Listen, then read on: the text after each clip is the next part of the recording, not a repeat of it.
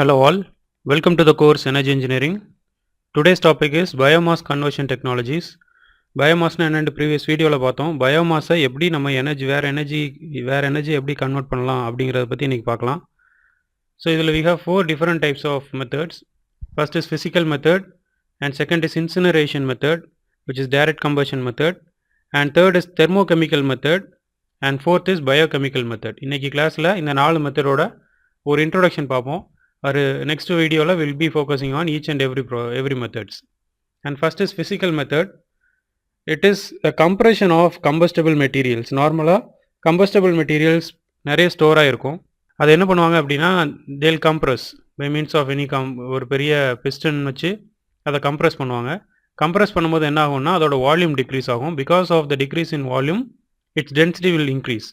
இதை பற்றின இன்ஃபர்மேஷன்ஸ் எல்லாமே நம்ம முன்னாடியே பார்த்துருக்குறோம். ஸோ வால்யூம் டிக்ரீஸ் ஆனால் டென்சிட்டி என்ன ஆகும் அப்படிங்கிறதெல்லாம் முன்னாடியே பார்த்துருக்குறோம். ஸோ வால்யூமை டிக்ரீஸ் பண்ணி டென்சிட்டியை இன்க்ரீஸ் பண்ணுவாங்க. எப்படி சொல்கிறதுனா ஒரு பெரிய பாட்டில் ஒன்று இருக்குன்னா அதை அப்படியே க்ரஷ் பண்ணி சின்னதாக கொண்டு வர்றது. ஸோ அப்போ அதோட வால்யூம் டிக்ரீஸ் ஆகி டென்சிட்டி இன்க்ரீஸ் ஆகும். இந்த கேட்டகரியில் we have two classifications or two types. One is briquetting and second one is pelletizing. And இது போக இன்னும் ரெண்டு மெத்தட்ஸ் இருக்குது. இப்போ ஃபஸ்ட்டு கேட்டகரி வந்து கம்ப்ரெஸ் பண்ணி அதோட வால்யூம் டிக்ரீஸ் பண்ணி டென்சிட்டி இன்க்ரீஸ் பண்ணுறதுக்கு we have briquetting and pelletizing. And second is we can extract fuel oils from the same. அதுக்கு ரெண்டு டைப்ஸ் இருக்குது. ஒன்று is expelling agro products and second is fuel extraction. So first is pelletization method. Pelletization method அப்படின்னா waste wood is pulverized, dried and forced under pressure through an extrusion device. Pulverization is a process of converting solid objects into powder. ஒரு waste wood இருக்குது அப்படின்னா அதை பவுடராக மாற்றி திருப்பி அதை காய வைக்கிறாங்க. then forced under pressure ஒரு கம்ப்ரெஸ் பண்ணி ஃபைனலாக ஒரு எக்ஸ்ட்ரூஷன் டிவைஸ் மூலியமாக வெளியில் எடுக்கிறாங்க. ஸோ இப்படி எடுக்கும்போது என்ன ஆகும்னா the pellets will be formed like rods of 5 to 10 mm diameter and 12 mm long. So இந்த மாதிரி கீழே இருக்கக்கூடிய இந்த இமேஜ் மாதிரி we can get some pellets. So it can be used in steam power plant and in gasification systems. It reduces moisture to about 7 to 10%. நார்மலாக இருக்கக்கூடிய waste வுட்டை விட இந்த pelletsல வந்து we can reduce up to 7 to 10% of moisture. Increases the heat value of biomass. Heat value is something like the amount of heat given by biomass. இந்த waste வுட்லேருந்து வரக்கூடிய ஹீட்டை விட இந்த பெல்லட்ஸ் போட்டு அடிச்சிங்க அப்படின்னா you can expect huge amount of heat. So நார்மலாக வேஸ்ட் வுட் போடும்போது கொஞ்சம் குக் பண்ணுறக்கோ இல்லை எதுக்கோ ஒரு அப்ளிகேஷனுக்கு 30 minutes ஆகுதுன்னா இது அதோட குயிக்காகவே முடிஞ்சிடும் அப்படின்னு சொல்கிறாங்க. And next is briquetting. Briquettes are made from woody matter, agricultural waste, sawdust இந்த மாதிரி விஷயங்கள்லேருந்து வருது. It can be considered as a replacement of fossil fuels such as oil or coal, and it can be used to heat boilers in manufacturing plant. And burning a wood briquette is far more efficient than burning firewood. Previous caseல இப்படி pelletsோ அதே போல் இங்கே briquettes. And here the moisture content is as low as 4%, whereas for green firewood it may be around 65%. Normal ஒரு green firewoodல 65% moisture content இருக்குது அப்படின்னா in briquettes we can have only 4%. So it is brought about by compression and squeezing out moisture and breaking down the elasticity of wood or bark. நார்மலாக obviously வுட்டில் வந்து moisture content இருக்கும். Compress பண்ணும்போது அந்த moisture எல்லாம் வெளியில் போகுது. And along with that we are breaking the elasticity of wood. நார்மலாக ஏதாவது ஒரு மெட்டீரியலை ஸ்க்வீஸ் பண்ணிட்டு விட்டோம், இப்போ பேப்பரை க்ரஷ் பண்ணிட்டு விடுறோம்னா அது கொஞ்சம் நேரத்தில் கொஞ்சம் எக்ஸ்பேண்ட் ஆகும். Which is like it is having some elasticity. So இந்த எலாஸ்டிசிட்டி இல்லாமல் நம்ம வந்து பிரேக் பண்ணுறோம். That is what the case. ஏன் அப்படின்னா நம்ம ஒருவேளை கம்ப்ரெஸ் பண்ணிட்டு விட்டதுக்கப்புறம் அது திருப்பி எக்ஸ்பேண்ட் ஆகிறதுக்கான பாசிபிலிட்டிஸ் இருக்குது. ஸோ அதை avoid பண்ணுங்கிறதுக்காக we are breaking the material till its elastic limit. And if the elasticity is not sufficiently removed, the compressed wood will regain its pre-compression volume. So that is again a problem for us. So அதனால் elasticity லிமிட்டை தாண்டி நம்ம வந்து compress பண்ணிடுவோம். Densification is carried out by compression under a die at high temperature and pressure. At high temperature and pressure we will be compressing the material. So the density will increase and the volume will decrease. Similar to forming wood pellet but on large scale. இங்கே wood pelletங்கிறது சின்ன size R கொஞ்சம் amount செய்கிறது. briquettingங்கிறது கொஞ்சம் அதிகமான குவான்டிட்டியில் செய்வாங்க. And இதில் வந்து எந்த ஒரு பைண்டர்ஸுமே யூஸ் பண்ணுறதில்ல. the wax or the oil present inside the wood will be used as a binder. நம்ம நார்மலாக அந்த woodலே வந்து will have something which has been eliminated when we cut it. நம்ம அதை கட் பண்ணும்போது கொஞ்சம் அமௌண்ட் வந்து வெளியில் வரும். ஒரு ஆயில் மாதிரி ஒன்று வரும், ஒரு வேக்ஸ் மாதிரி ஒன்று வரும். ஸோ அந்த மெட்டீரியலே வந்து ஒரு பைண்டிங் மெட்டீரியலாக நம்ம இதில் வந்து யூஸ் பண்ணிப்பாங்க. ஸோ எக்ஸ்ட்ராவாக பைண்டர்ஸ் எதுவுமே யூஸ் பண்ணுறதில்ல. And in this category we can have 2 different types of briquettes. ஒன்று வந்து சென்டரில் ஹோல் வச்சுருக்கும், இன்னொன்று வந்து நார்மல் சாலிடாக இருக்கும், which is again displayed in the picture. Solid briquettes is manufactured using a piston press. நார்மலாக ஒரு piston and cylinder arrangementக்குள்ளே இந்த sawdust எல்லாத்தையும் போட்டு கம்ப்ரஸ் பண்ணும்போது அது அப்படியே ஸ்டிக் ஆகி இருந்துக்கிடும்.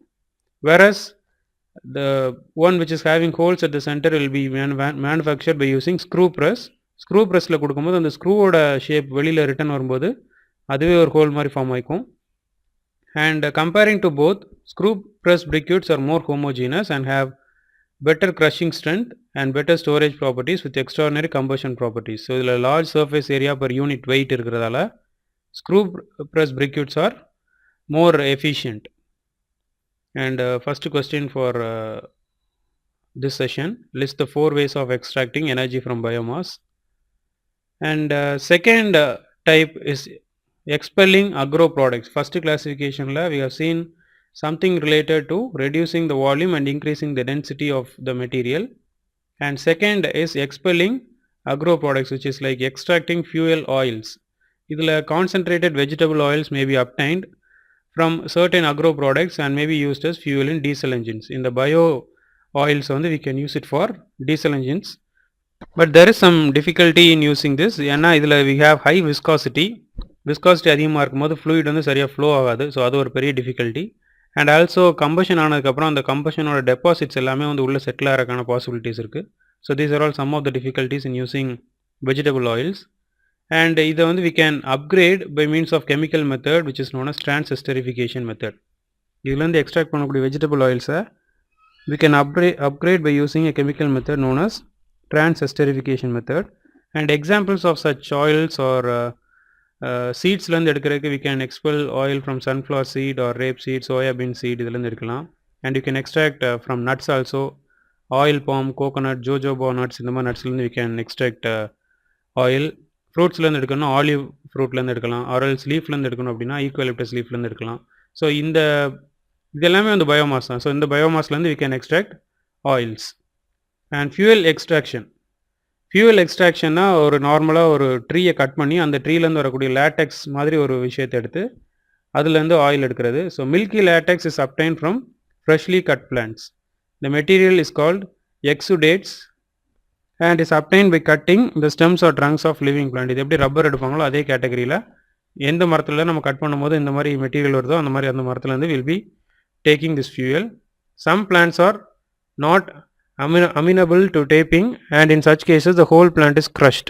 ஒரு சில plants வந்து அப்படி கட் பண்ணால் வெளியில் வரல அப்படின்னா அந்த பிளான்ட்டை க்ரஷ் பண்ணி ஃபியூவல் எடுத்துப்பாங்க. So this is the case.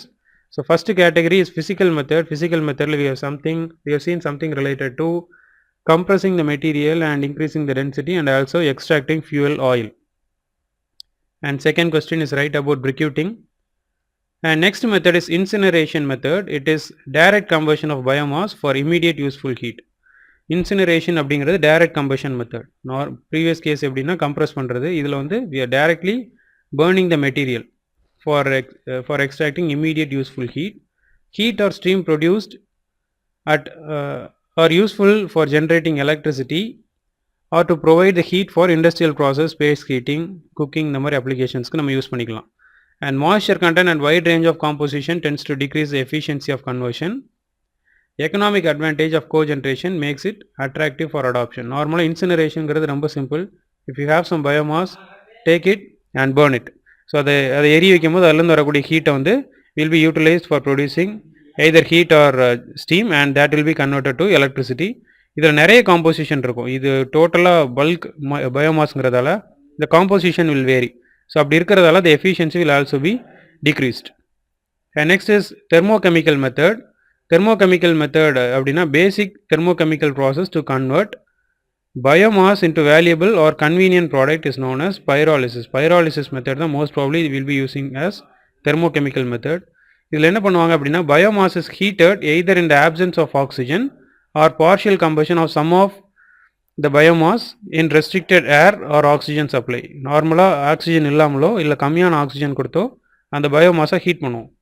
So during this process என்ன ஆகும் அப்படின்னா வில் கெட் சம்திங் என்னென்ன மெட்டீரியல்ஸ்லாம் வரும் அப்படின்னா will be getting gas mixture H2CO CO2 CH4 N2 இந்த மாதிரி காம்பனன்ட்ஸில் வரும். அண்ட் ஆயில் லைக் லிக்விடாக வரும். It will be like water soluble phase including acetic acid, acetone, methanol and non-aqueous phase including oil and tar இது வரலாம். And nearly pure carbon sir இந்த மாதிரி 3 materials வரும். So pyrolysis method is the most prominent method used for thermochemical process. So இதில் என்னென்னா absence of oxygen or very restricted oxygen or air supply will be given to burn the biomass. So இந்த ப்ராசஸில் will get gas mixture, oil and pure carbon char. Pure carbon char தான் வந்து நம்ம சார்கோல்னு சொல்லுவோம். வீட்டில் எல்லாம் அந்த கறிலாம் வச்சுருப்பாங்கல்ல, வீட்டில் மோஸ்ட்லி அயன் பண்ணுறவங்க வச்சுருப்பாங்க. அந்த மாதிரி தந்தூரி சிக்கன்லாம் பண்ணுறதுக்கு will be using charcoal. So அந்த இதுதான் வந்து சார்கோல்ங்கிறது. இந்த காம்போனன்ட்ஸ் இந்த 3 காம்போனன்ட்ஸ் எப்போ வரும் அப்படின்னா depends upon the process we use. Distribution of these products depends on type of feedstock, temperature, pressure, duration and heating rate. இதெல்லாம் சேஞ்ச் ஆகும்போது இந்த 3 காம்போனன்ட்ஸில் ஏதாவது ஒன்று அதிகமாக வரும், இன்னொன்று கம்மியாக வரும்.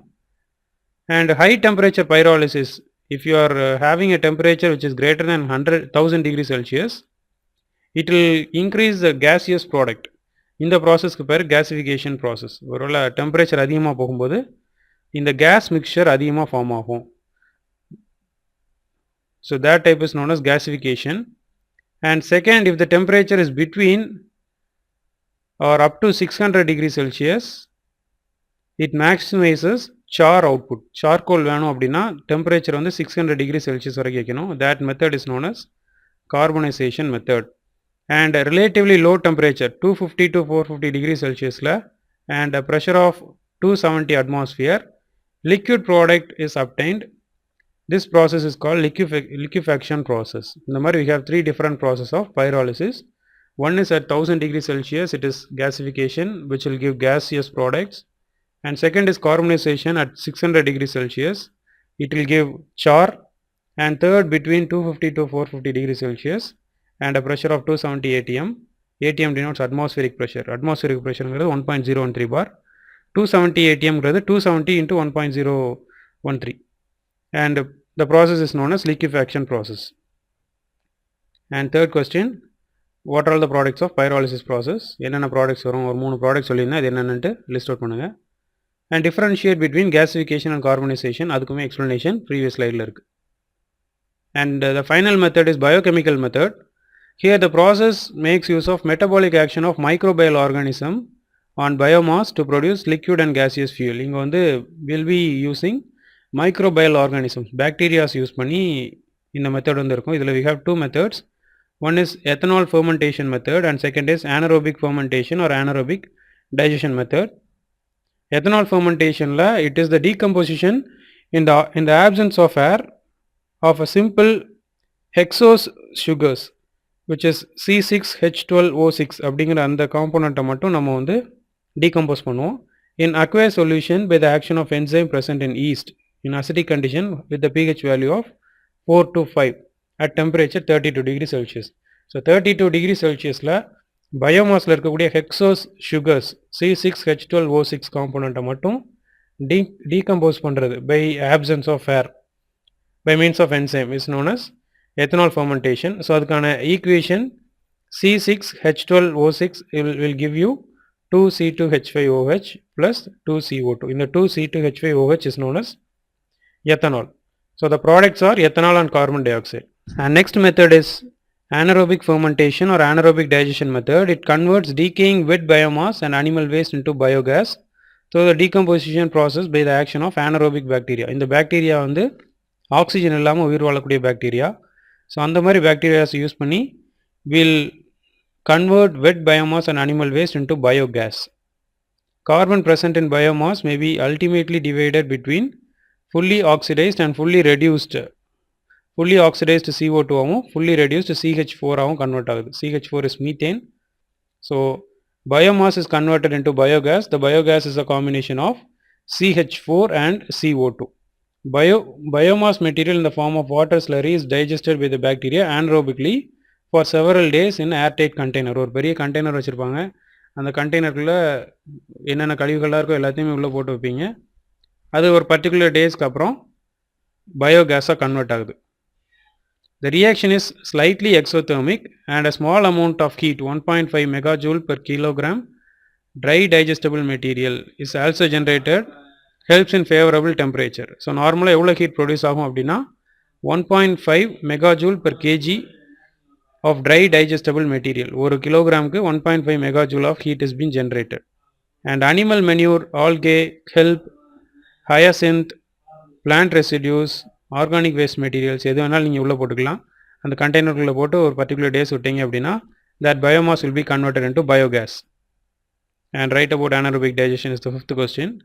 And finally, energy available from various biomass resources.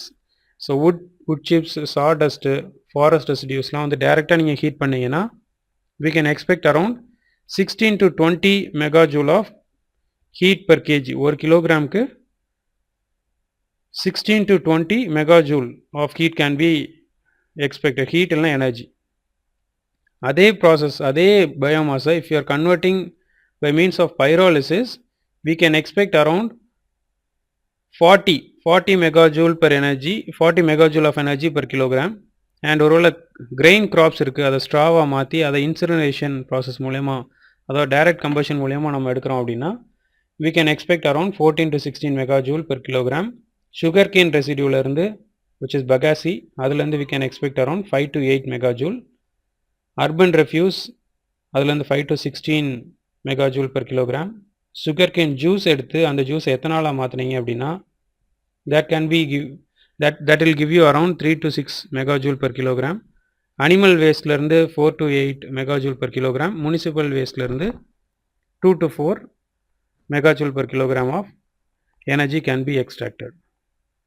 And this is all about today's content. We have seen 4 methods of converting biomass into useful energy. In the 4 methods next class we'll focus on the first method, which is urban waste to energy conversion. அதாவது நம்ம incineration மெத்தடை பற்றி next கிளாஸில் பார்ப்போம். Urban waste to energy conversion, நார்மலாக இருக்கக்கூடிய municipal waste, இந்த மாதிரி ஹியூமன் வேஸ்ட் இது எல்லாத்தையும் வந்து எப்படி எனர்ஜியாக மாற்றலாம் அப்படிங்கிறதுக்கான டெக்னிக்கை next class la paapom. Thank you for watching and don't forget to fill the form available in the description. Thank you.